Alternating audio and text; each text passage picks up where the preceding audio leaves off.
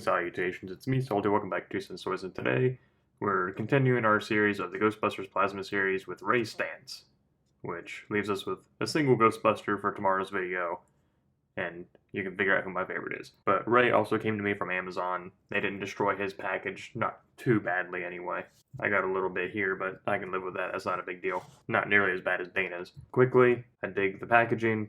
Wish that was cloth. Here we go. We get Ray, proton pack, wand, piece of Vince Cortho, headgear. Top of the box is the same with the plastic J-hook. Bottom of the box, legalese. Side of the box has a warning label down at the bottom. Schematic. Other side of the box, 4 Ghostbusters. Back of the box, same as the rest of them.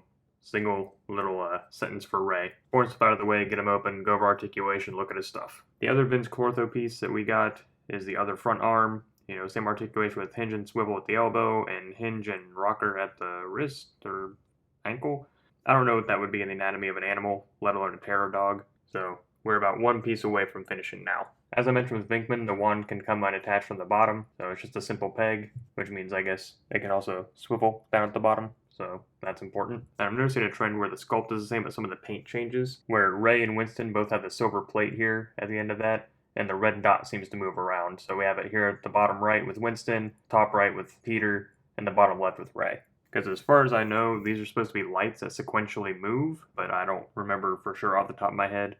But that's what I can recall, anyway. Then we got his little headgear, his little binoculars. Those look neat. Not really anything else to say about that. That's what they look like on his head, though it is kind of a struggle to get it over his little swoop in the hair here. Not that it's difficult, it's just you kind of have to stretch it, and I felt like I was going to snap it trying to get it down over there. So, but they do fit. Go get her, Ray!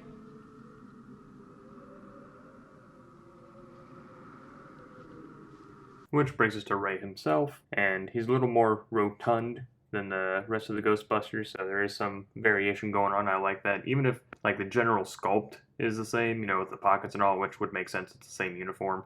I like that the mold changes just a little bit, just little subtleties to kind of give them more character. I do appreciate those types of things. One of the main differences is that he has a hook there on his belt. He doesn't have the little peg hole that the rest of them have, which I assume is for his little, goggles there. Even though he shares the same articulation as the rest of the Ghostbusters, we're still going to go over it real quick. That's as far as he can look up, which is basically not at all. It's as far as he looks down. Of course, he can look side to side. He's got an okay amount of tilt. Shoulder spins 360, comes up to a hair past 90. Just like the butterfly joints with Peter and Winston, it depends on how you have the shoulder positioned or where the arm's at, because it will crash into this little part of his uniform. Going back, forward more that way, things like that. Bicep swivel, double jointed elbow comes up that far, wrist swivel, and again, both wrists hinge up and down. Allows him to lean forward slightly, lean back a lot further, side to side, swivel, kicks forward that far, kicks back a little bit, kicks out to almost 90, thigh swivel, double jointed knee comes up that far, ankle goes back, forward, and ankle rocker. Looking at his face, I think it's a decent enough likeness of Dan Aykroyd. He's a little more youthful in the movie, so I'm not sure where they're basing these faces off of. It seems to be kind of like the rest of the line. The faces might be based off something else.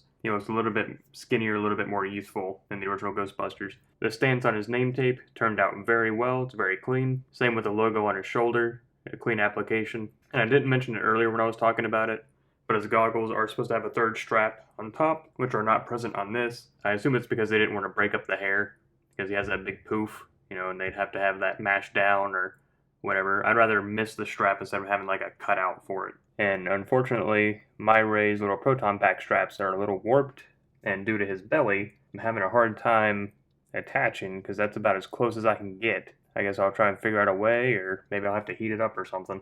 I eventually did get it on, but you can see the stress marks forming right here. Something to be cognizant about, I guess. And there he is next to Peter and Winston.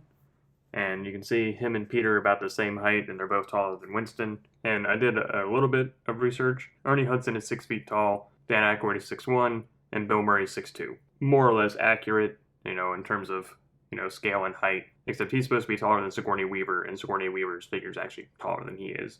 I don't know how much of that is hair height, but, side by side, she is a little bit taller than him.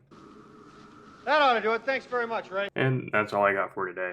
Other than the strap mishap, it's not too bad of a figure. Again, I wish they all came with a little plasma stream or a ghost strap or something. I know they all have their unique accessories, but it'd still be nice to have at least some kind of consistency beyond the proton pack. So I don't imagine this accessory being so expensive that they couldn't toss it in. Anyway, let me know down below which Ghostbusters is your favorite and which of the two movies is your favorite. I always like hearing those. If you like the video, then I ask that you please like, comment, share, and subscribe.